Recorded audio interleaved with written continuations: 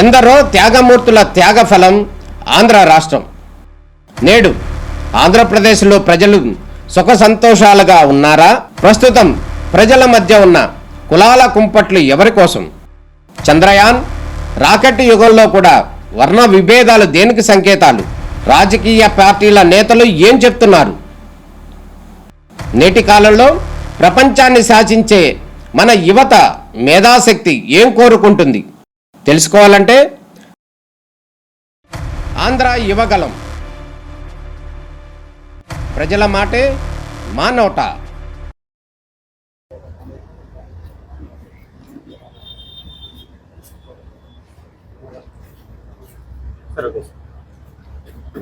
Okay, media మిత్రులందరికీ నమస్కారం. ఈరోజు ఈ గుడ్లవల్లేరు శేషాద్రిరావు గుడ్లవల్లేరు ఇంజనీరింగ్ కాలేజీలో జరిగిన సంఘటన గురించి, ఇన్వెస్టిగేషన్ అప్డేట్స్ గురించి మీకు తెలియజేయడానికి ప్రెస్ మీట్ ఏర్పాటు చేయడం జరిగింది. సో మీకు అందరికీ తెలుసు, 29వ తారీఖు ఆగస్టున రాత్రి లేడీస్ హాస్టల్లో కొంతమంది విద్యార్థులు ఈ థర్డ్ ఫ్లోర్లోని కామన్ బాత్రూమ్స్లో స్పై కెమెరాస్ పెట్టి కొన్ని వీడియోస్ని రికార్డ్ చేశారు. వాటికి బయటికి పంపించారని చెప్పేసి గర్ల్స్ స్టూడెంట్స్ చాలామంది అజిటేషన్ చేశారు. అది మళ్ళీ వైరల్ అయిపోయేసి మొత్తం కాలేజీలో ఉండే ladies, girls students, boys students అందరూ కూడా ఒక అజిటేషన్ ప్రకారం అజిటేషన్ చేయాల్సి వచ్చింది. సో దీని గురించి సమాచారం తెలిసిన వెంటనే లోకల్ పోలీసు ఆ రోజు రాత్రే రష్ అయ్యి లా అండ్ ఆర్డర్ అంతా మెయింటైన్ చేయడం జరిగింది. అంత నెక్స్ట్ డే 30వ తారీఖు మన ముఖ్యమంత్రి వర్యులు, రాష్ట్ర ముఖ్యమంత్రి వర్యులు గౌరవనీయులు శ్రీ చంద్రబాబు నాయుడు గారు కూడా ఒక కమిటీని పంపించారు.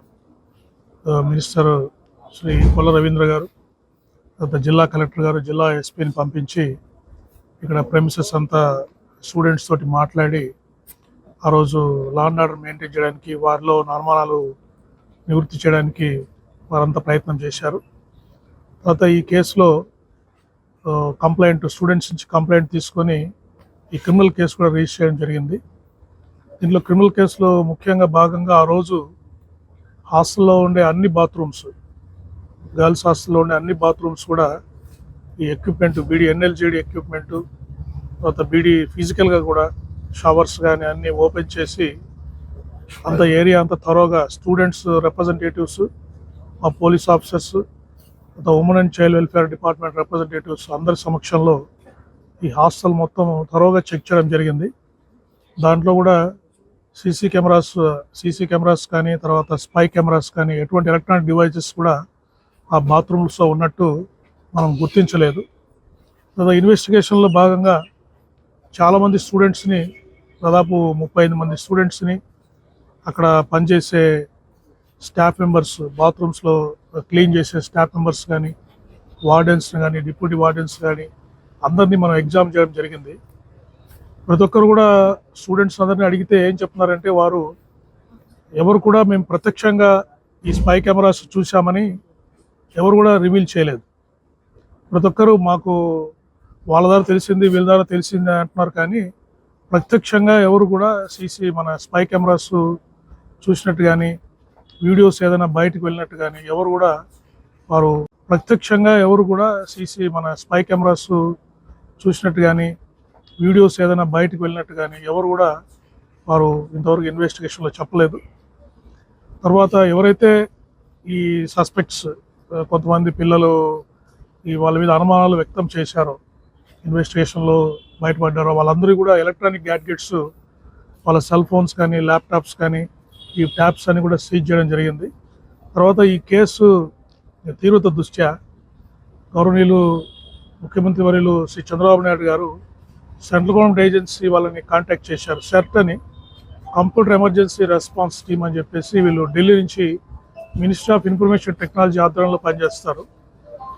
వారి బృందాన్ని ఇక్కడికి పంపించారు. అంటే మొట్టమొదటిసారి ఆంధ్రప్రదేశ్లో ఒక క్రిమినల్ కేసు నిమిత్తంలో వీరి సర్వీసెస్ వాడడం జరుగుతూ ఉంది. సో వీరు కూడా కాలేజీలో ఉండే నెట్వర్క్స్ అన్నీ గత 3 రోజులుగా స్టడీ చేశారు. వారి మీద కూడా వాళ్ళు డీటెయిల్గా ఇన్వెస్టిగేట్ చేస్తున్నారు. ఎలక్ట్రానిక్గా ఇక్కడ ఏమన్నా గ్యాడ్గెట్స్ ఏమన్నా పెట్టారని డీటెయిల్గా ఇన్వెస్టిగేషన్ జరుగుతూ ఉంది. అది ఇప్పుడు ఏదైతే ఈ ల్యాప్టాప్స్, మొబైల్ ఫోన్స్, ట్యాబ్స్ అవన్నీ సీజ్ చేశామో అది కూడా వాళ్ళ సెట్ ఆర్గనైజేషన్కి పంపిస్తున్నాం, ఫోరెన్సిక్ ఇన్వెస్టిగేషన్కి. దాంట్లో ఏమన్నా ఉన్నాయా అని చెప్పేసి ఇన్వెస్టిగేషన్కి పంపిస్తున్నాము.